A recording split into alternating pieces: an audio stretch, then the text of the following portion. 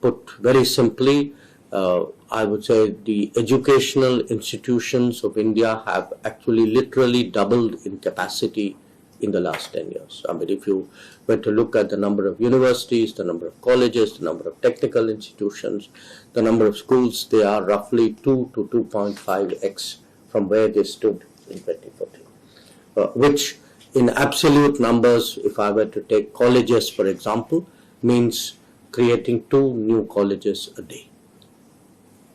Now, the result of all of this, if I were to give it to you numbers, today infrastructure, for example, for a country where this has long been our problem, we are building about 27, 28 kilometers of highway a day.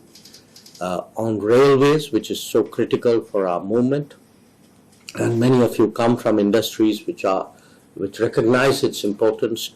For us, railways has actually in the past impacted logistics, impacted energy. You know, we had an energy crisis because we had actually a railway wagon crisis at one point of time.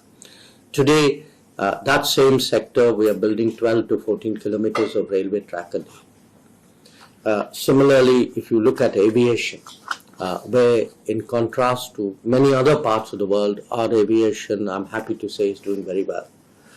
In fact, the current challenge we have is that there are about 1,000 new aircraft on order and they're not coming in as fast as we would like. But in terms of the infrastructure, again, on average in the last decade, we've built 7.5 new airports a year. So there's 75 new airports which have been added on in the last 10 years.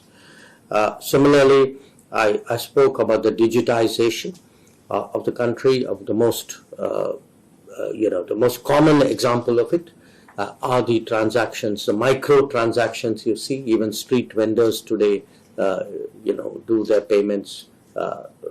They prefer QR code to returning the change for your larger note.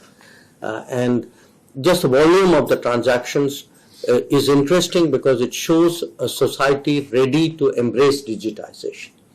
So even if the transactions are small, I mean, we still do on average about 11 to 12 billion transactions a month, which is, I mean, easily about 2-3 times what the next one I think after us is Brazil, if I'm not mistaken.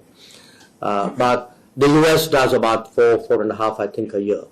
But I cite that not so much for the volumes. I admit, that our volumes are small, but it shows the society's readiness to embrace digital medium. And if today we can confidently say that we are a 8% growth rate economy with a few decades of that kind of growth rate ahead of us.